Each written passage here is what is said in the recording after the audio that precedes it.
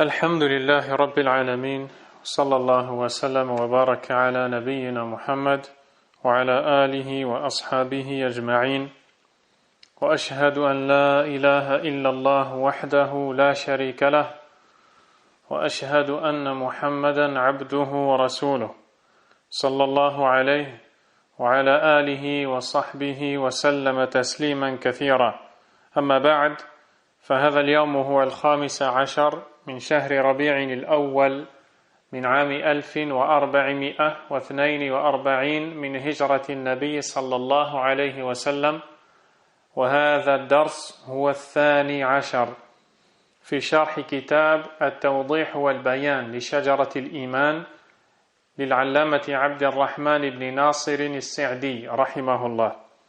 Nous sommes le 1er novembre 2020 et nous entamons la 12e séance de l'étude du livre intitulé La clarification et l'éclaircissement de l'arbre de la foi par l'éminent savant Abd al-Rahman, fils de Nasir al-Sa'di, puisse Allah lui accorder sa miséricorde. Toujours dans la deuxième partie de ce livre, traitant des éléments qui font croître la foi. Nombreux sont ceux qui ont été évoqués par l'auteur, rahimahullah, et nous nous étions arrêtés sur l'un des plus grands et plus importants qui n'est autre que l'appel à Allah.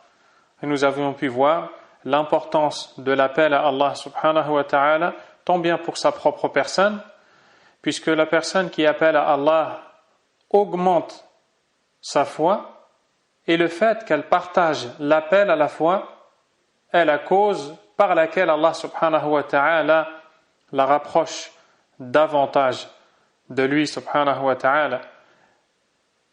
Et pour les gens aussi, pour les autres, car comme nous l'avions vu, combien sont ceux qui ont été guidés, qui ont connu l'unicité d'Allah, qu'ils ne connaissaient pas, qui ont connu la sunnah du prophète alayhi salatu wassalam, qu'ils ne connaissaient pas, simplement parce qu'une personne sincère les a justement appelés à Allah subhanahu wa ta'ala.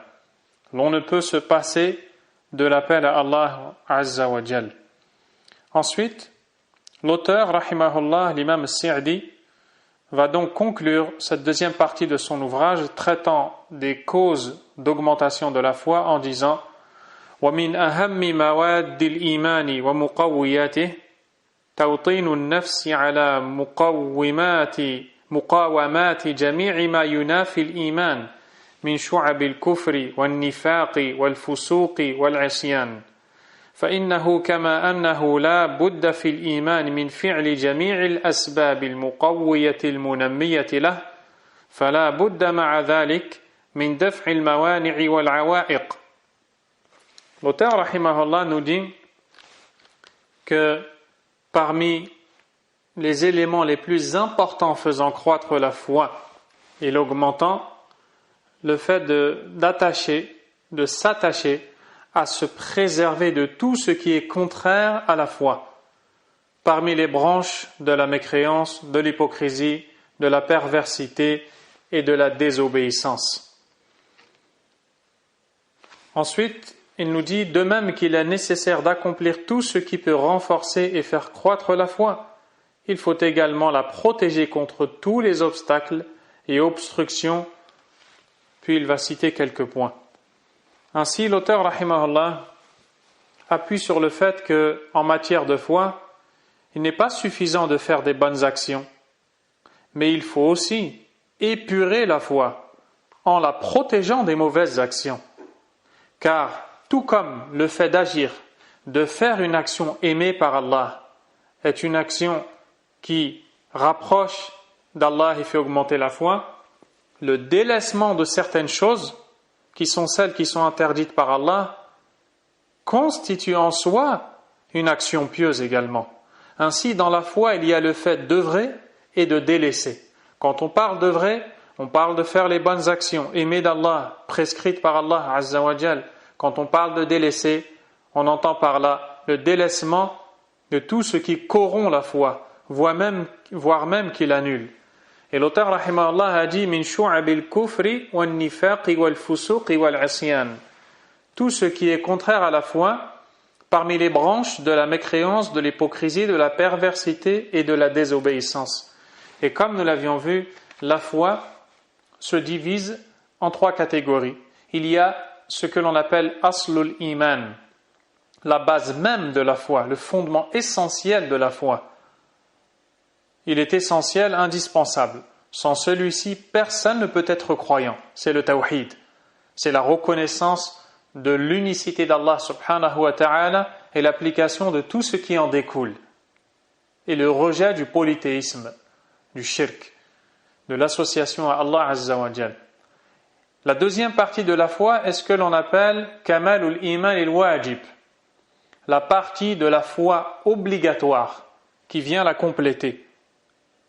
Celle-ci est obligatoire. Ainsi, quiconque la délaisse a péché et verra sa foi considérablement s'affaiblir.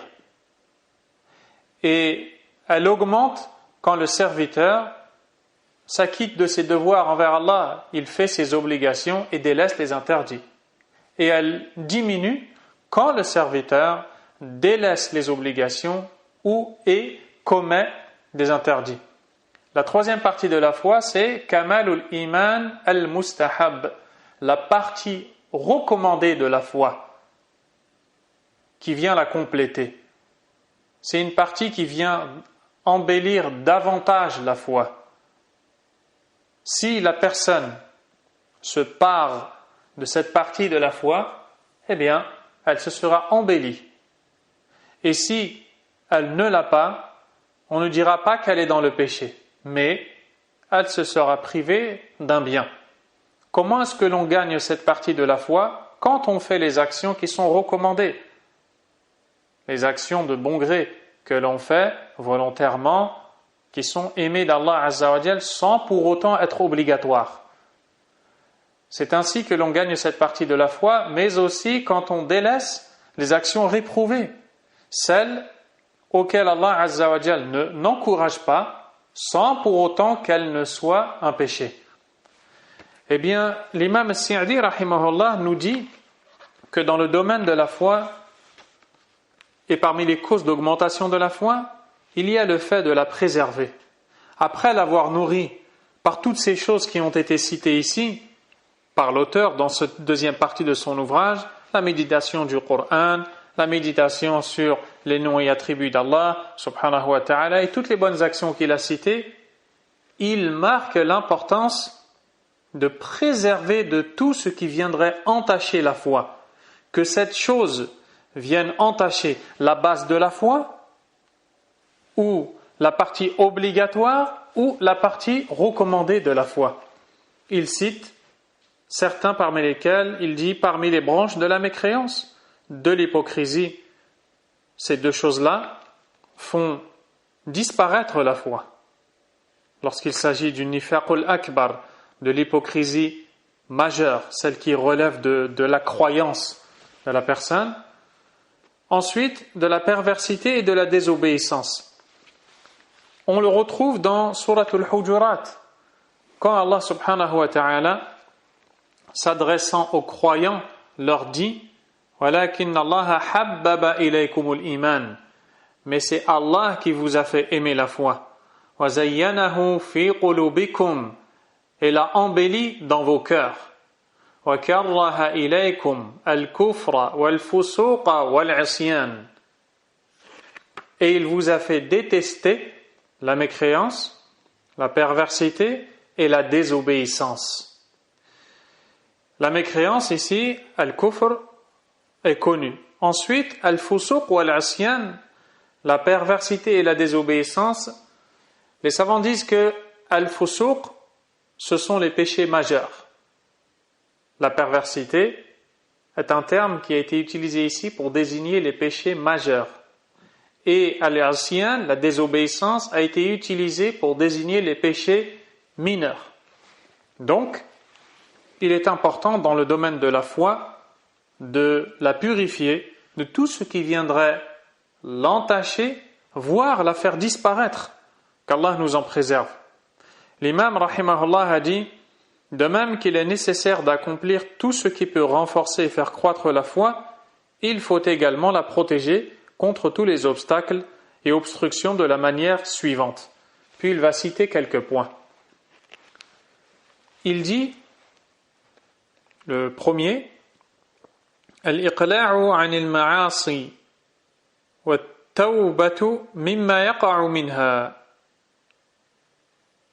wa hifdhu al-jawarih kullaha 'anil muharramat ومقاومة فتن الشبهات القادحة في علوم الإيمان المضعفة له والشهوات المضعفة لإرادات الإيمان فإن الإرادات التي أصلها الرغبة في الخير ومحبته والسعي فيه لا تتم إلا بترك إرادات ما ينافيها من رغبة النفس في الشر ومقاومة النفس الأمارة بالسوء. L'auteur rahimahullah nous dit que tous les obstacles à la foi, il faut les chasser de la manière suivante. Ainsi, vous voyez que la foi, elle se cultive, certes, elle se développe, elle augmente, elle se travaille, mais dans le cheminement du croyant vers la foi, vers Allah subhanahu wa ta'ala, il doit savoir qu'il trouvera des obstacles. Ces obstacles, il doit les combattre, il doit les chasser. Et ceux-ci ont été cités. Ou alors, la manière dont il doit chasser ces obstacles ont été cités. Quand il nous dit, premièrement, al-iqla'u 'anil ma'asi wa at-tawbatu mimma yaqa'u minha. L'abandon des désobéissances et s'en repentir. Ça, c'est la première chose. Nous sommes tous, de par notre espèce humaine, faibles et nous penchons vers le péché. Mais Allah subhanahu wa ta'ala veut que l'on se repente, que l'on se corrige, que l'on se détache de ces péchés. Et ça, c'est le premier moyen pour lutter contre ces mauvaises herbes dans le jardin de la foi en Allah subhanahu wa ta'ala. Al-iqla'u 'anil ma'asi, se détacher des désobéissances, wa tawbatu mimma yaqa'u minha, et s'en repentir. Lorsque la personne a commis une faute, une désobéissance, un péché, eh bien, elle s'en repent et demande à Allah subhanahu wa ta'ala le pardon. Et at-tawbah, ce qui est appelé at-tawbah, le repentir, c'est le retour à Allah subhanahu wa ta'ala. Il doit respecter des conditions. Il doit être fait sincèrement pour Allah. Ainsi, quiconque délaisse un péché, non pas pour plaire à Allah, mais plutôt parce qu'il est observé par autrui et il veut plaire et montrer qu'il est pieux, ce repentir n'est pas accepté par Allah. Il n'est même pas considéré comme une tawbah et en soi, il est un péché majeur, gravissime. Donc il faut être sincère avec Allah Azza wa Jal. La deuxième chose, il faut se détacher du péché et le délaisser. Cela fait partie de la tawbah. La troisième chose, il faut prendre la décision ferme de ne plus réitérer. Cela ne veut pas dire que l'on ne va pas réitérer. Il est possible que la personne qui ait pris une ferme décision de ne plus réitérer finisse au final par retomber dans le péché. Alors à ce moment-là, elle devra renouveler cette intention de vouloir arrêter et de ne plus le refaire. Et chaque fois qu'elle retombe dans le péché, elle renouvelle cette intention de ne plus vouloir recommencer ce péché. Et enfin, donc la sincérité, le fait de se détacher du péché, l'intention ferme de ne plus recommencer, et enfin et surtout, un nadam, le regret. Ainsi, quelqu'un qui délaisse un péché mais ne le regrette pas, voire même évoque ce péché en prenant du plaisir à le mentionner ou à en parler, ceci n'est pas un repentir, même si elle ne commet plus cette faute. Car le repentir implique le regret. Pour cela, le prophète sallallahu alayhi wa sallam a dit « An-nadamu tawbah ». Le regret est un repentir. Cesser tout acte de désobéissance et s'en repentir. Deuxième chose citée par l'auteur, ce sont les moyens justement de chasser les mauvaises herbes dans le jardin de la foi, préserver tous les membres de l'illicite حفظ الجوارح كلها عن المحرمات. Le fait de préserver tous ces membres de l'illicite. Car, comme vous le savez, la désobéissance, elle se fait en extérieur par les membres, par la langue en tenant des mauvaises paroles, par les membres en ayant des subsistances illicites, en commettant l'injustice et autres. Tout cela excusez-moi. Non. Tout cela fait partie des moyens pour combattre les péchés. Préserver tous les membres de l'illicite. Troisièmement, lutter contre les tentations et les ambiguïtés qui viennent affaiblir la foi, les passions qui amoindrissent les volontés de la foi, car ces volontés naissant du désir du bien, de son amour et de l'empressement vers lui ne peuvent se concrétiser qu'en luttant contre l'âme qui incite au mal et en délaissant les volontés mauvaises qu'elle inspire. Ce passage aussi est très important. Ici, l'imam Abdurrahman al-Sa'di, rahimahullah ta'ala, nous montre que il y a dans la foi, ou dans le domaine de la foi, deux choses. On peut dire qu'elles sont les ennemis de la foi dans le cœur du croyant. La première, ash-shubuhat, c'est-à-dire les ambiguïtés. De quoi est-ce que l'on parle quand on dit ash-shubuhat, les ambiguïtés? Le terme arabe shubuhat est le pluriel de shubha. Et il a été appelé shubha parce qu'il s'agit de quelque chose qui est faux, mais qui reste ambigu à la personne parce qu'il y a un trait de ressemblance avec la vérité. On a l'impression que cette chose est vraie. On croit que cette chose est bonne, alors qu'en réalité, elle est très mauvaise. Elle est néfaste. Elle est un mal interdit par Allah, subhanahu wa ta'ala. Et ash-shubuhat, ce sont des choses qui relèvent du domaine de la croyance. Pour cela, l'auteur, rahimahullah, a dit مقاومة فتن الشبهات القادحة في علوم الإيمان المضعفة له, c'est-à-dire lutter contre les tentations des ambiguïtés qui viennent affaiblir la foi. Les ambiguïtés, ash-shubuhat, elles affaiblissent la foi. Pourquoi est-ce qu'elles affaiblissent la foi? Parce que ce sont des mauvaises conceptions de la science, des mauvaises compréhensions de la croyance, par exemple dans le domaine des noms et attributs d'Allah, subhanahu wa ta'ala, des mauvaises idées, des mauvaises pensées, qui vont venir dans le cœur du croyant prendre la place de la science correcte, de la bonne connaissance. Et alors, le cœur va tomber malade. Le cœur va tomber malade, et c'est la pire des maladies que d'être atteint par des shubuhat, des ambiguïtés dans la croyance, ne pas connaître Allah subhanahu wa ta'ala comme il se doit, penser le connaître alors qu'en réalité on se retrouve à le décrire par ce qu'il n'est pas, subhanahu wa ta'ala. On se retrouve à vouloir le déclarer exempt d'imperfection d'une manière qui ne relève pas de ce que nous a enseigné le prophète alayhi salatu wassalam, comme ceux qui disent sami'un bila sam'.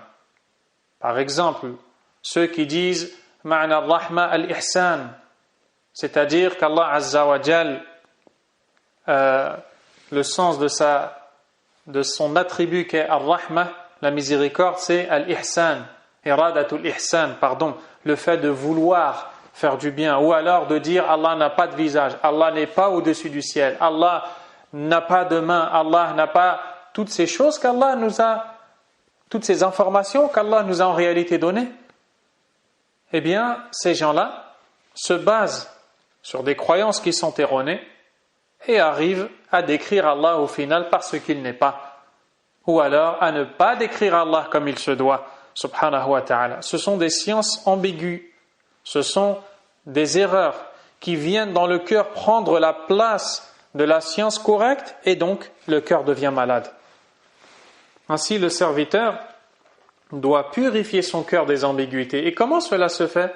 Si ce n'est en apprenant Tawhid ou l'Aqidah, en apprenant l'unicité d'Allah correctement, en apprenant la science des noms et attributs d'Allah, en apprenant la science de l'Aqidah, de la foi, du dogme islamique, puisé du livre d'Allah, de la sunna du prophète alayhi salatu wassalam, comprise à la manière des pieux prédécesseurs, as-sahaba et ceux qui les ont suivis dans l'excellence. C'est la seule voie pour purifier son cœur des ambiguïtés. Et la deuxième maladie par laquelle Ash-Shaytan combat l'homme dans son cheminement vers Allah, c'est Ash-Shahawat, c'est-à-dire les désirs malsains, les penchants vers les désobéissances. Qu'est-ce que font les shubuhat, la première chose dont on a parlé? Elles affaiblissent le cœur et le rendent malade. Qu'est-ce que font les shahawat, c'est-à-dire les passions, comme a dit l'auteur, les passions qui amoindrissent les volontés de la foi? Eh bien, vous venez de l'entendre. La personne qui a une bonne croyance, qui a une foi convenable, si elle se laisse tenter par les désirs, les passions, eh bien, ses volontés de faire des bonnes actions qui découlent de sa foi correcte qu'elle a eue vont s'affaiblir. Elles vont s'affaiblir et si elle suit ses passions, alors elles vont délaisser le bien et commettre l'interdit. Et là, le cœur tombera malade. Et Iblis, lorsqu'il veut égarer le serviteur, il a deux voies, deux portes s'ouvrent à lui. La première, c'est la porte des ambiguïtés. La seconde, c'est la porte des désirs, des péchés, des actes de désobéissance. Et peu importe, comme disent les savants, par laquelle de ces deux portes il réussira à entrer pour égarer le serviteur, tant qu'au final il arrive à l'égarer. Et le serviteur doit se protéger. Il doit se protéger des tentations, car les tentations pervertissent les bonnes actions qu'il a faites, comme vous allez le voir dans un exemple cité par Allah lui-même subhanahu wa ta'ala dans son noble livre. L'auteur rahimahullah nous dit, car ces volontés naissant du désir du bien, de son amour et de l'empressement vers lui, ne peuvent se concrétiser qu'en luttant contre l'âme qui incite au mal et en délaissant les volontés mauvaises qu'elle inspire. La personne a une bonne croyance, elle a la foi, elle a envie de faire des bonnes actions. Et qu'est-ce qui se passe? Vient devant elle dans son cheminement vers Allah les tentations, les appels de Shaytan à commettre tel et tel interdit. À ce moment-là, elle devra les combattre et continuer son cheminement vers Allah. Sinon, ces tentations viendront s'interposer entre elle et Allah Azza wa Jal. L'auteur a dit, lorsque le serviteur est préservé de tomber dans les tentations des ambiguïtés et des passions, sa foi se concrétise, sa certitude se renforce et il devient semblable au jardin de sa foi. À quoi? À ce qu'Allah Azza wa Jal a dit dans le verset. L'auteur a dit, فَمَتَى حُفِظَ الْعَبْدُ مِنَ الْوُقُوعِ فِي فِتَنِ الشُّبُهَاتِ وَفِتَنِ الشَّهَوَاتِ تم إيمانه وقوي يقينه وصار مثل بستان إيمانه كمثل جنة بربوة أصابها وابل فآتت أكلها ضعفين فإن لم يصبها وابل فطل والله بما تعملون بصير. Voyez l'importance de la compréhension du livre d'Allah. L'auteur rahimahullah nous dit que si la personne combat les ambiguïtés et les passions et les chasse de son chemin vers Allah, eh bien, elle acquiert une certitude et renforce sa foi à tel point qu'elle ressemble à ces gens dont Allah subhanahu wa ta'ala a parlé dans Suratul Baqarah, en faisant l'image de ceux qui dépensent pour Allah subhanahu wa ta'ala et qui le font sincèrement. Il dit, dans le sens du verset bien sûr, les croyants ressemble à un jardin sur une colline. Si une averse l'atteint, il donne 2 fois plus de fruits. Et à défaut d'averse, c'est la rosée qui l'atteint. Et Allah voit parfaitement ce que vous faites. Il s'agit ici de la personne, donc pour l'exemple qui a été cité par l'auteur, rahimahullah, et dans le contexte voulu par l'auteur, il s'agit de celui qui combat les shubuhat et les shahawat, les ambiguïtés et les tentations, les passions dans sa foi. Il acquiert la certitude et alors le jardin de sa foi devient comparable à cela. Il devient comparable à un jardin, Jannah, car le mot Jannah en arabe à la base signifie un jardin. Il devient comparable à un Jannah. Où est-ce que ce jardin est situé? Birabwah, qui est situé sur une colline. Et Allah Azza wa Jal n'utilise pas ces mots sans raison ni sagesse. Parce qu'en réalité, le jardin qui va faire pousser des plantations, qui va donner des arbres fruitiers et autres, quand il est élevé, eh bien, il est plus exposé au soleil. Et les plantations ont besoin de soleil. Également, il est plus exposé au vent qu'un jardin qui serait sur une terre plate. N'est-ce pas? Ainsi, c'est un bon jardin. Il est bien placé. Et ce jardin, qu'est-ce qui lui arrive? Allah Azza wa Jal nous dit que si une averse l'atteint, il donne 2 fois plus de fruits. Une averse abondante. Une pluie abondante qui tombe sur ce jardin qui est bien situé, dans un bon climat. Que va-t-il se passer? Il va redoubler dans la poussée des fruits qui en résultent. À défaut d'une averse, فَإِن لَمْ يُصِبْهَا وَابِلٌ فَطَلْ. Et si ce n'est pas une averse qui atteint ce jardin, alors c'est la rosée. La rosée, c'est une pluie qui sera beaucoup plus douce.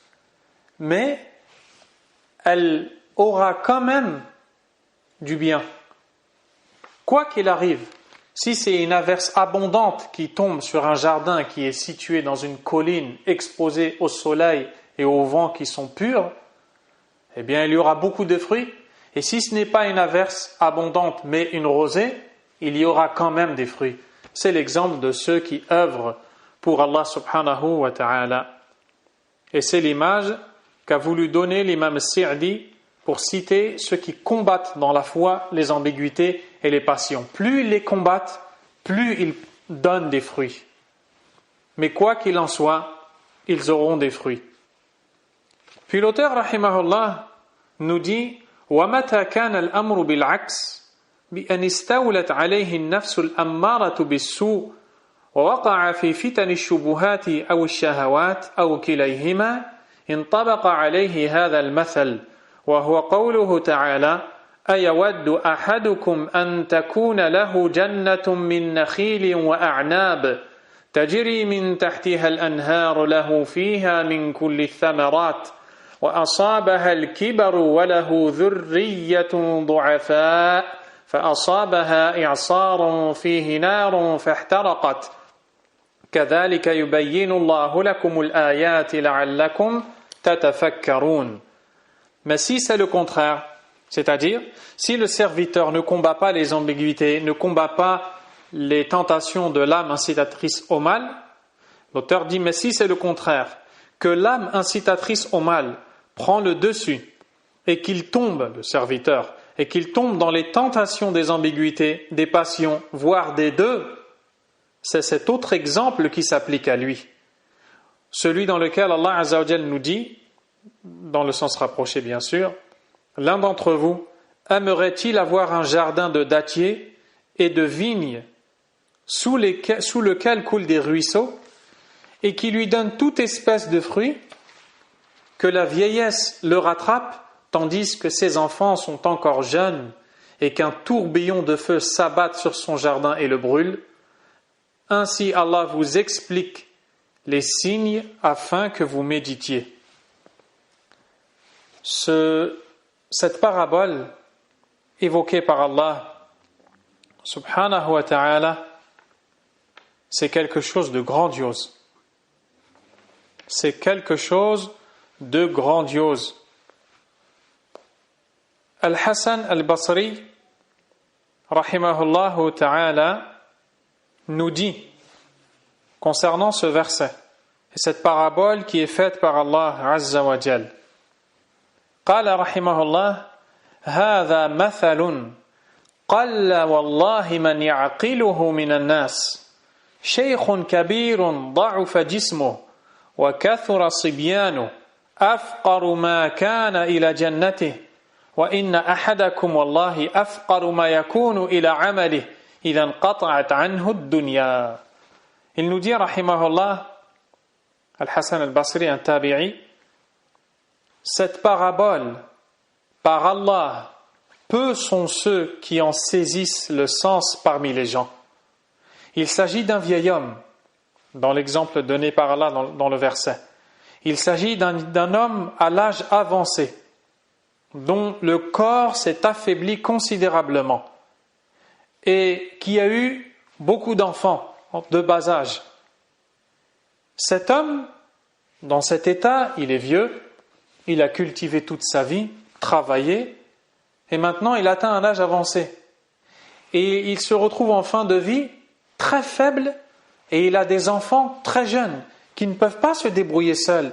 Ils ne sont pas capables de sortir, d'aller travailler seuls. Il est donc dans un énorme besoin de garder son jardin, n'est-ce pas? Et qu'est-ce qui se passe?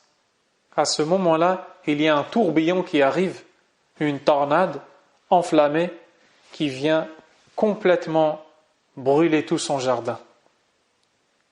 Qu'est-ce qu'il va faire? Il est vieux, il est faible, il ne peut plus travailler, il ne peut plus fournir tous ses efforts pour cultiver. Et ses enfants, les pauvres, qu'est-ce qu'ils vont faire? Ils sont petits, en bas âge, ils n'ont pas assez de force, ils n'ont pas de capacité. Résultat, ils se retrouvent sans rien. Vous voyez cet exemple, chers croyants? Vous êtes en train de vous dire, pourquoi est-ce qu'Allah le cite? De quoi est-ce qu'il parle? Allahu Akbar. C'est l'image en réalité qui est faite par Allah Azza wa Jal pour comparer une personne qui a œuvré dans sa vie et qui s'est efforcée de faire de bonnes actions à tel point qu'elle a acquis un niveau conséquent et considérable de foi, mais en cours de route, alors qu'elle ne s'est pas encore éteinte, elle n'est pas encore morte, les passions sont venues, les tentations, les péchés sont venus, ou alors des ambiguïtés sont venues. Elle s'est mise à les suivre. Elle a donc perverti toutes ces années de travail pour Allah Azza wa Jal et elle est partie au final en ayant annulé ses actions. Comme cette personne qui a vécu toute sa vie, qui a cultivé un jardin avec nombreuses plantes, avec nombreux arbres fruitiers et qui arrive à ce moment de sa vie où elle est dans le plus grand besoin de cet arbre car elle a atteint l'âge avancé, son corps est considérablement affaibli, elle n'a plus de force physique et en plus de cela, elle a des enfants en bas âge qui ont besoin de cela et qui ne peuvent pas, parce qu'ils ne sont pas indépendants, travailler seuls et cultiver. Que se passe-t-il?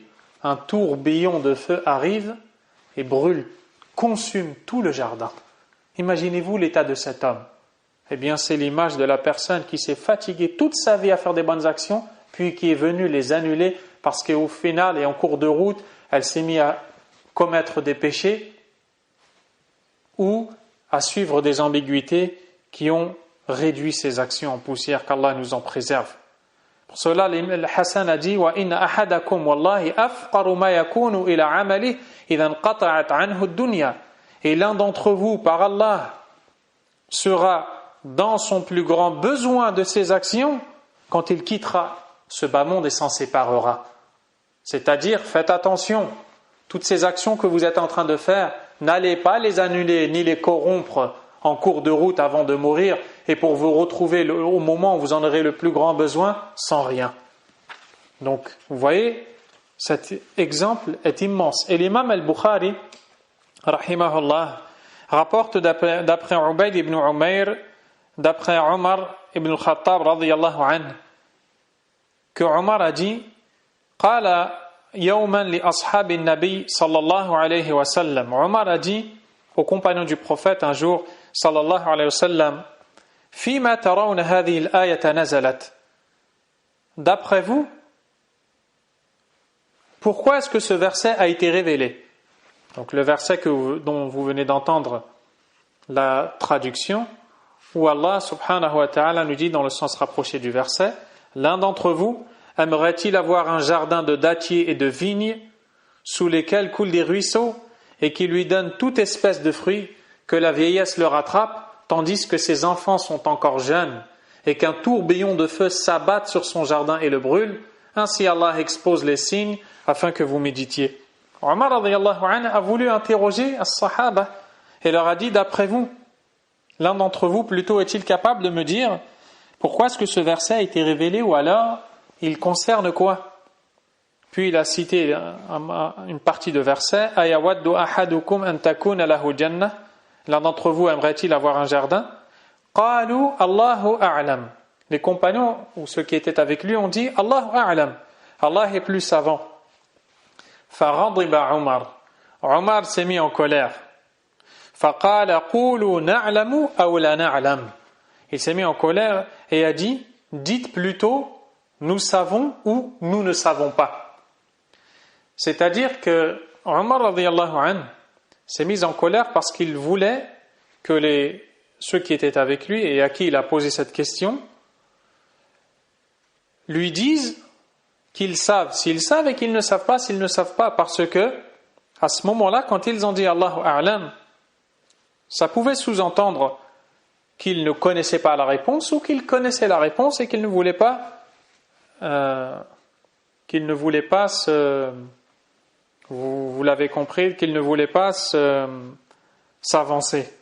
Omar ne voulait pas cela. Omar voulait qu'ils fassent part de leur connaissance.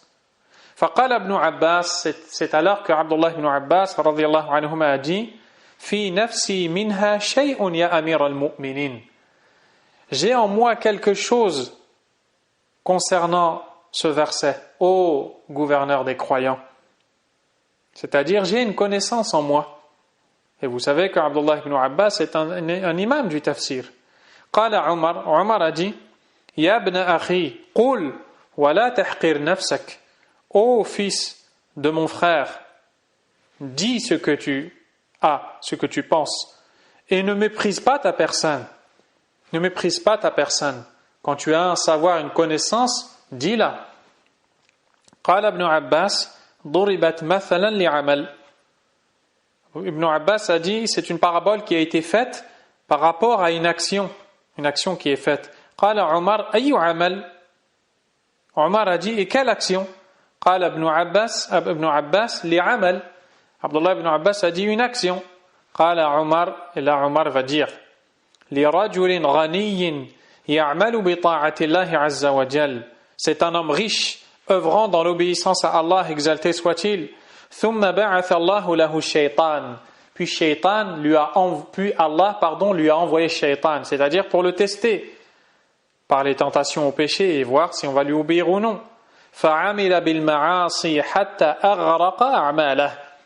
Cet homme, qui était riche et qui œuvrait dans l'obéissance à Allah, s'est mis à commettre les désobéissances dans lesquelles il a fini par couler ses actions. Allahu Akbar. Donc ce passage de cet ouvrage, dans le domaine de l'augmentation de la foi, prend ici toute son importance. L'auteur, rahimahullah, continue et nous dit, فَالْعَبْدُ الْمُؤْمِنُ الْمُوَفَّقُ لَا يَزَالُ يَسْعَى فِي أَمْرَيْنِ أَحَدُهُمَا تحقيق أصول الإيمان وفروعه والتحقق بها علما وعملا وحالا، والثاني السعي في دفع ما ينافيها وينقضها أو ينقصها من الفتن الظاهرة والباطنة، ويداوي ما قصر فيه من الأول وما تجرأ عليه من الثاني بالتوبة النصوح وتدارك الأمر قبل فواته. قال تعالى إن الذين اتقوا إذا مسهم طائف من الشيطان تذكروا فإذا هم مبصرون، أي مبصرون الخلل الذي وقعوا فيه والنقص الذي أصابهم من طائف الشيطان الذي هو أعدى الأعداء للإنسان، فإذا أبصروا تداركوا هذا الخلل بسده وهذا الفتق برتقه فعادوا إلى حالهم الهالكة فعادوا إلى حالهم الكاملة وعاد عدوهم حسيرا ذليلا وإخوان الشياطين يمدونهم في الغي ثم لا يقصرون. L'imam al-Sa'di rahimahullah ta'ala dit: le serviteur croyant bienheureux, al-abd al-mu'min al-muwaffaq, le serviteur d'Allah qui a la foi et qui s'est vu assisté par Allah, ne cesse de poursuivre ces deux choses. La première, concrétiser les fondements et ramifications de la foi par ses actes, paroles et situations. La deuxième, se protéger contre tout ce qui est contraire, opposé et diminue la foi parmi les tentations apparentes et intérieures. Il doit s'attacher à corriger les manques qu'il a pu avoir sur le premier point, c'est-à-dire le fait de concrétiser la foi dans ses fondements et ses ramifications. S'il voit qu'il a des manquements, il corrige ces derniers. Il doit s'attacher à corriger les manques qu'il a pu avoir sur le premier point et se repentir sincèrement de tout ce qu'il a pu commettre avant qu'il ne soit trop tard. Tout comme le jardinier ou celui qui a planté un arbre, il ne se contente pas de cultiver la terre fertile, de l'abreuver, mais il doit aussi veiller à ce que ne poussent pas les mauvaises herbes, et s'il les voit, il doit les déraciner, afin qu'elles ne viennent pas entacher la poussée de l'arbre, n'est-ce pas? De la même manière quand il s'agit de la foi. Il faut concrétiser ses fondements, avoir la bonne croyance, à savoir les 6 piliers de la foi, les connaître convenablement, et mettre en pratique les ramifications de la foi, que sont les paroles, les actions, les situations qui découlent de cette croyance que l'on a eue. Et deuxièmement, le serviteur doit protéger contre tout ce qui est contraire et opposé à la foi, comme les tentations et ash-shubuhat, les ambiguïtés. C'est de cette manière qu'il va entretenir sa foi, la renforcer, la protéger. Allah subhanahu wa ta'ala a dit, dans le sens rapproché du verset, ceux qui pratiquent la piété, lorsqu'une suggestion du diable les touche, ils se rappellent et les voilà redevenus clairvoyants. Donc c'est là, ils cheminent vers Allah subhanahu wa ta'ala et pendant leur cheminement, une suggestion du diable vient à eux, une shubha, une shahwa, une ambiguïté, un désir, une tentation. Mais ils se rappellent, لأنهم موفقون, parce qu'ils sont assistés par Allah subhanahu wa ta'ala. Ils se rappellent. De quoi est-ce qu'ils se rappellent? Ils se rappellent d'Allah tabaraka wa ta'ala. Ils se rappellent de la crainte d'Allah, du jugement d'Allah, du fait qu'Allah les observe. Ils se rappellent. Et le fait de se rappeler de cela leur ramène la clairvoyance qu'ils avaient perdue au moment de leur insouciance. Pour cela, Allah azza wa jalla dit dans le sens du verset, ils se rappellent et les voilà redevenus clairvoyants. D'où l'importance du rappel, de se rappeler et d'appeler à Allah azza wa jalla. Car par cette manière, tu obtiens la clairvoyance et tu es la cause pour la faire naître en les gens. L'auteur rahimahullah a dit, c'est-à-dire qu'ils sont clairvoyants concernant l'erreur dans laquelle ils sont tombés, les manquements survenus suite aux suggestions du diable, qui est le plus grand ennemi de l'homme.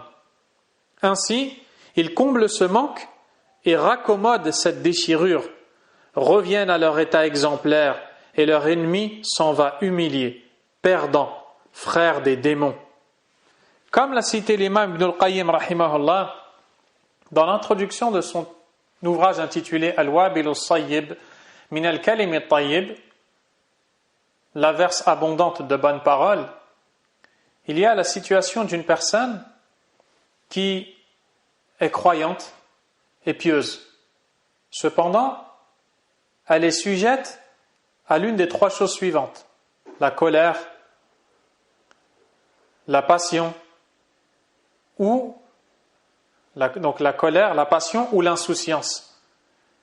Et du fait que cette personne est de nature humaine, il va lui arriver des moments où elle va être traversée par l'une de ces trois choses, par la colère, par l'insouciance, par un désir ardent qui va monter en elle.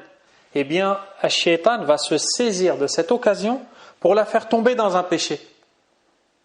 Elle va donc tomber dans le péché. Ash-Shaytan va être heureux et il va se dire, j'ai réussi à la perdre. Mais, comme Allah Azza wa Jal a dit, إِذَا مَسَّهُمْ طَائِفٌ مِنَ الشَّيْطَانِ تَذَكَّرُوا. Quand une suggestion du diable les atteint, ils se rappellent. Et donc cette personne, elle va se rappeler. Elle va se rappeler et devenir clairvoyante de l'erreur qu'elle a commise. Elle va en éprouver un profond regret. Ce profond regret va faire découler un repentir et encore plus de bonnes actions peut-être qu'elle n'en faisait avant d'avoir commis ce péché. Elle devient alors meilleure chez Allah qu'elle ne l'était avant d'avoir désobéi à Allah. Subhanallah. Et l'imam Ibn al-Qayyim rahimallah dit, et là le shaitan se dit, si seulement finalement je l'avais laissé dans ces bonnes actions qu'il faisait. Par ma cause, il est devenu meilleur.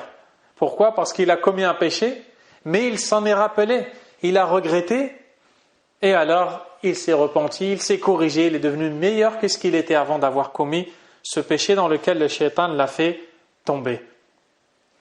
Ensuite, l'auteur rahimahullah nous cite un passage du livre d'Allah dans le sens rapproché. Quant aux frères et alliés du diable, leurs partenaires démoniaques les entraînent dans l'égarement et ils ne cessent de s'enfoncer. Ils ne cessent de s'enfoncer. Les shayatines, parmi les djinns et les hommes, qui incitent au mal, les serviteurs d'Allah Azza wa Jal, ne cessent de s'enfoncer dans cette incitation au mal, et ceux qui les suivent ne cessent de s'enfoncer dans le suivi de leurs suggestions. Qu'Allah subhanahu wa ta'ala nous en préserve. L'auteur rahimallah continue, les démons ne cessent de s'égarer et de tomber dans la perdition, et ceux qui les suivent ne cessent d'obéir à leurs ennemis et de répondre à leur appel jusqu'à tomber dans la perdition, et que la perte se réalise à leur rencontre. Allahu musta'an, qu'Allah nous en préserve. الشياطين لا تقصر عن إغوائهم وإيقاعهم في أشراك الهلاك والمستجيبون لهم لا يقصرون عن طاعة أعدائهم والاستجابة لدعوتهم حتى يقعوا في الهلاك ويحق عليهم الخسار. Qu'Allah nous en préserve. Et l'auteur conclut cette deuxième partie de son ouvrage par une invocation. Allahumma habbib ilayna al-iman. Et donc c'est une invocation que nous prononçons nous aussi. Allahumma habbib ilayna al-iman wa zayyinhu fi qulubina wa karrih ilayna al-kufra wal-fusuqa wal-asyan waj'alna min ar-rashidin bi fadlika wa minnatika innaka antal alimul hakim. Ô Allah, fais-nous aimer la foi, embellis-la dans nos cœurs et fais-nous détester la mécréance, la perversité et la désobéissance. Mets-nous parmi les bien guidés par ta grâce et ta générosité. C'est toi le savant, le sage. Subhanahu wa ta'ala. Et ainsi s'achève la deuxième partie de cet ouvrage concernant les éléments qui font augmenter la foi. Vient maintenant le troisième et dernier chapitre de cet ouvrage en relation avec les mérites ou alors les fruits bénéfiques qui découlent de la foi, les effets positifs apportés par la foi, par la grâce d'Allah Azza wa Jal aux croyants dans sa vie. L'auteur rahimahullah nous dit Al-Fasl al-Thalith fi fawaid al-imani wa thamarati, la troisième partie concernant les fruits et les utilités de la foi. Kam lil iman as-sahih min al-fawaid wa thamarati al-ajilati wal-ajilah في القلب والبدن والراحة والحياة الطيبة في الدنيا والآخرة وكم لهذه الشجرة الإيمانية من الثمار اليانعة والجنى اللذيذ والأكل الدائم والخير المستمر أمور لا تحصى وفوائد لا تستقصى ومجملها أن خيرات الدنيا والآخرة ودفع الشرور كلها من ثمرات هذه الشجرة وذلك أن هذه الشجرة إذا ثبتت وقويت أصولها وتفرعت فروعها وزهت أغصانها وأينعت أفنانها عادت على صاحبها وعلى غيره بكل خير عاجل وآجل. En introduction de cette troisième partie, il nous dit: combien sont nombreux les mérites et les fruits de la foi, dans cette vie et dans l'au-delà, sur le cœur, le corps, la sérénité et la vie saine, en ce bas monde et dans l'autre. Combien sont abondants les fruits mûrs, les récoltes délicieuses, les fruits et le bien perpétuel de cet arbre de la foi. Des fruits si abondants qu'ils ne peuvent être comptés, et des mérites si nombreux qu'ils ne peuvent être cernés. De manière générale, nous pouvons dire que toute forme de bien en ce monde et dans l'au-delà, et la préservation contre tout mal, sont des fruits de cet arbre, c'est-à-dire l'arbre de la foi. Ceci lorsque cet arbre s'enracine, que ses fondements se renforcent, que ses branches et rameaux poussent et fleurissent, cet arbre donne à son propriétaire et à d'autres toute forme de bien en ce monde et dans l'autre. Subhanallah. La foi a des mérites, elle a des fruits positifs, des effets positifs dans la vie du croyant. Mais ces effets, le croyant ne pourra les obtenir et les savourer que proportionnellement à la concrétisation de cette foi au préalable.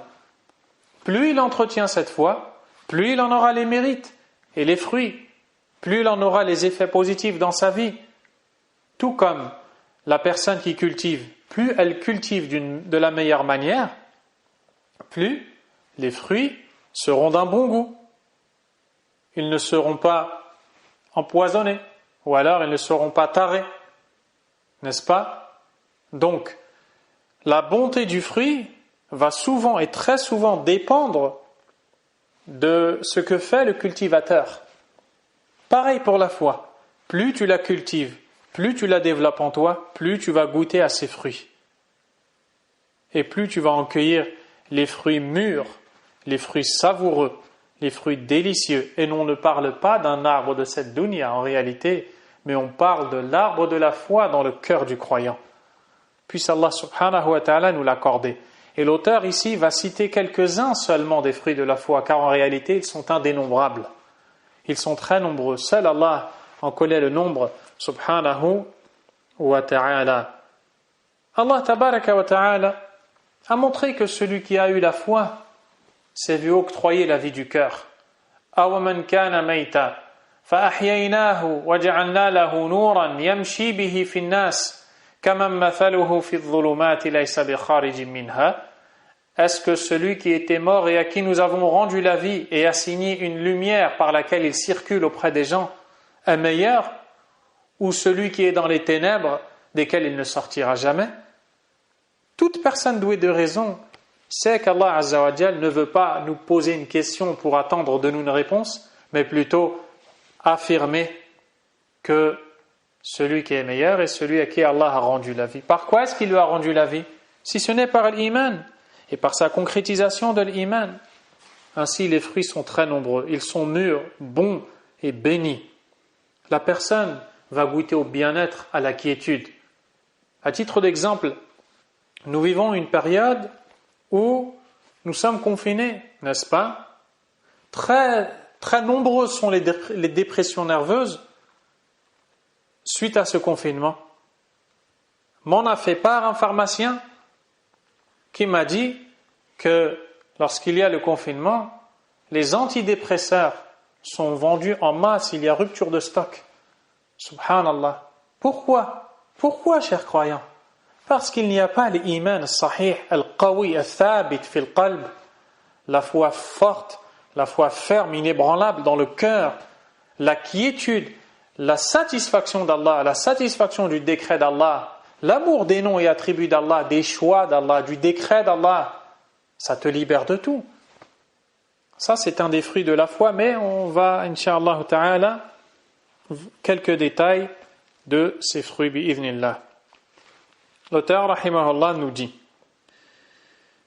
من أعظم ثمارها الارتباط بولاية الله الخاصة التي هي أعظم ما تنافس فيه المتنافسون وأجل ما حصله الموفقون.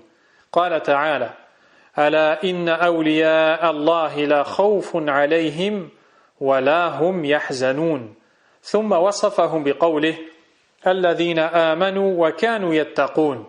فكل مؤمن تقي فهو لله ولي ولاية خاصة من ثمرتها ما قاله الله عنهم: الله ولي الذين آمنوا يخرجهم من الظلمات إلى النور، أي يخرجهم من ظلمات الكفر إلى نور الإيمان، ومن ظلمات الجهل إلى نور العلم، ومن ظلمات المعاصي إلى نور الطاعة، ومن ظلمات الغفلة إلى نور اليقظة والذكر.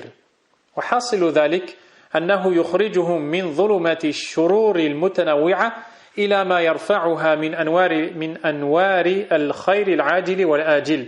وإنما حازوا هذا العطاء الجزيل بإيمانهم الصحيح وتحقيقهم هذا الإيمان بالتقوى، فإن التقوى من تمام الإيمان كما تقدم تحقيقه. L'auteur rahimahullah nous dit: parmi les plus grands fruits de cet arbre, l'arbre de la foi, la satisfaction de l'alliance spécifique d'Allah, qui est la chose la plus convoitée et la plus précieuse. En d'autres termes, se réjouir de devenir l'allié d'Allah, privilégié, rapproché d'Allah subhanahu wa ta'ala. L'alliance spécifique, car ce que l'on appelle en arabe al-walaya, quand on parle de la relation entre Allah azza wa jalla et ses créatures, il y a deux catégories. Il y a celle qui est générale, celle qui est en rapport avec notamment la subsistance qu'Allah octroie à ses créatures, le fait de les avoir créées, par exemple aussi. C'est un lien qui a un rapport avec tout le monde. Mais il y a celui qui est spécifique, c'est une alliance, une proximité spécifique avec Allah azza wa jalla. Et ceci est la chose la plus convoitée et la plus précieuse chez le croyant, devenir l'allié d'Allah, proche d'Allah. Allah azza wa jalla a dit dans le sens du verset: n'est-ce pas que les alliés d'Allah n'ont nulle crainte à avoir et ils ne seront point affligés? Ils sont ceux qui ont eu foi en Allah et ont fait preuve de piété envers lui. Ainsi, tout croyant qui craint Allah est un allié d'Allah d'une alliance spécifique. Dans le sens du verset, Allah azza wa jalla a dit: Allah est l'allié de ceux qui ont la foi. Il les fait sortir des ténèbres vers la lumière. L'alliance d'Allah azza wa jalla est la chose la plus convoitée, comme l'a dit l'auteur, rahimahullah ta'ala. Et dans les versets, Allah nous montre de qui il s'agit. Mais tout d'abord, étudions un peu ce verset. Ala inna awliya Allah la khawfun alayhim wa la hum yahzanun. N'est-ce pas que les alliés d'Allah n'ont nulle crainte à avoir et ils ne seront point affligés. Les alliés d'Allah, ceux qui sont proches de lui, qui lui ont obéi, qui ont concrétisé son unicité, qui n'ont adoré qu'Allah seul et sans aucun associé, qui ont délaissé ses interdits, qui ont tout fait pour plaire à Allah subhanahu wa ta'ala, n'est-ce pas que ceux-là n'ont rien à avoir comme crainte ni tristesse? Quand on parle dans ce verset de crainte et de tristesse, la crainte, c'est-à-dire ils n'ont rien à craindre quand ils vont rencontrer Allah. Ils sont à l'abri, ils sont en sécurité. Allah les protège subhanahu wa ta'ala, ils n'ont rien à craindre. Et ils n'ont aucune tristesse à avoir pour ce qu'ils ont laissé derrière eux après leur mort, comme bien et comme famille, comme membres de leur famille, parce qu'Allah va les protéger puisqu'ils sont les alliés d'Allah et eux sont des proches des alliés d'Allah subhanahu wa ta'ala. Puis Allah azza wa jalla nous définit qui ils sont, comme si on avait posé la question, mais de qui est-ce qu'il s'agit? Allah azza wa jalla a dit: alladhina amanu wa kanu yattaqun, ceux qui ont eu la foi et ont fait preuve de piété. Ceux qui ont eu la foi et ont fait preuve de piété. Dans ce verset, il y a la mention de al-iman et at-taqwa. Et quand la mention est faite de al-iman avec at-taqwa, al-iman va servir à désigner la bonne croyance ainsi que les bonnes actions. Et at-taqwa va servir à désigner le délaissement des péchés. En d'autres termes, ceux qui sont les alliés d'Allah parce qu'ils ont eu les bonnes croyances, les bonnes actions et ont délaissé les péchés, n'ont pas à craindre leur rencontre avec Allah et leur jugement. Et n'ont pas à être attristés quand ils se sépareront de ce bas monde, de parce qu'ils ont laissé derrière eux comme bien ou comme proches, puisqu'ils sont les alliés d'Allah. L'auteur a dit que tout croyant qui a foi en Allah et fait preuve de piété est donc un allié d'Allah et bénéficie de cette alliance spécifique. Ainsi, on n'est pas allié d'Allah Azza wa Jal, comme on l'entend dans la doctrine du soufisme, où il y a des gourous qui sont des maîtres, qui sont les seuls à pouvoir être les alliés d'Allah, parce qu'ils ont atteint le degré de la certitude, qui les a dispensés de l'accomplissement de la prière, de l'acquittement de l'aumône et autres. Et ce sont les adeptes qui viennent prendre de leur baraka supposé, notamment en embrassant leurs pieds, en s'essuyant sur leurs vêtements, leur corps, ou j'en passe, ou alors l'alliance avec Allah Azza wa Jal n'est pas de cette manière, tout simplement. Le vrai allié d'Allah Azza wa Jal, huwa alladhi yuhaqqiqu at-tawhid, c'est celui qui concrétise le tawhid, le monothéisme. Il l'a compris, il l'a appliqué, il a vécu avec, il s'y est cramponné, il a tout fait pour se détacher de toute forme de shirk, il a appris la croyance correcte. Lui, c'est l'allié d'Allah, subhanahu wa ta'ala, et pas autre. Et donc, tout croyant faisant preuve de taqwa aura une part, de façon inévitable, de walaya, d'alliance avec Allah. Et on ne peut pas restreindre l'alliance avec Allah à une catégorie de gens en dehors d'autres. Non. Mais toute personne qui applique la foi et la piété aura proportionnellement à cette application de la foi et la piété cette alliance avec Allah, subhanahu wa ta'ala. Certains seront forts, de forts alliés d'Allah, d'autres seront faibles, mais ils resteront des alliés d'Allah proportionnellement à leur foi. Ainsi, dans le sens de l'autre verset, Allah est l'allié de ceux qui ont la foi. Vous voyez, ceux qui ont la foi. Il les fait sortir des ténèbres vers la lumière. L'auteur, rahimahullah, a dit, c'est-à-dire qu'il les fait sortir des ténèbres de la mécréance vers la lumière de la foi, des ténèbres de l'ignorance vers la lumière du savoir, des ténèbres des péchés vers la lumière de l'obéissance et des ténèbres de l'insouciance vers la lumière du rappel. En somme, il les tire des ténèbres de toute forme de mal vers ce qui va les élever vers toute forme de bien en ce monde et dans l'au-delà. Et ils n'ont reçu cette gratification immense qu'en raison de leur foi authentique et leur concrétisation de cette foi par la piété, car la piété fait partie de la complétude de la foi, comme il a précédé. Vous voyez comment est-ce qu'ils ont pu obtenir donc tout cela? Parce qu'ils ont justement mis en application la foi et la piété. Allah subhanahu wa ta'ala les a alors sauvés. De quoi est-ce qu'il les a sauvés? Des dhulumat, des ténèbres. On ne parle pas de ténèbres que l'on voit à l'œil nu, mais on parle des ténèbres de l'égarement. Le fait de vivre loin d'Allah, c'est ça les ténèbres. Le fait d'être dans le shirk, d'avoir un cœur rempli d'ambiguïté, de shubuhat, de mauvaises croyances, d'une connaissance malsaine d'Allah Azza wa Jal, ou alors le fait de par son cœur de magnifier un autre qu'Allah, ou de vénérer un autre qu'Allah, le fait d'invoquer un autre qu'Allah Azza wa Jal, les ténèbres aussi de l'innovation, de faire des actions pensant se rapprocher d'Allah alors qu'elles ne relèvent pas des actes du prophète alayhi salatu wassalam, qu'il a demandé de faire, qu'il a lui-même fait ou qu'il a prouvé, subhanahu wa ta'ala. Également, les ténèbres des péchés, parmi lesquels les péchés majeurs, les péchés mineurs, et tous les ténèbres, tout le mal. Quand tu concrétises la foi, tu t'écartes du mal. Proportionnellement à ta foi, tu obtiens le bien et tu es sauvé d'Allah Azza wa Jal tu es sauvé par Allah des ténèbres. Et ça, c'est un des plus grands bienfaits de la foi, de pouvoir devenir l'allié d'Allah, subhanahu wa ta'ala. Et ça, le fait qu'Allah te guide dans le droit chemin, ce n'est pas le fruit de tes efforts. Wallahi, ce n'est pas le fruit de tes efforts.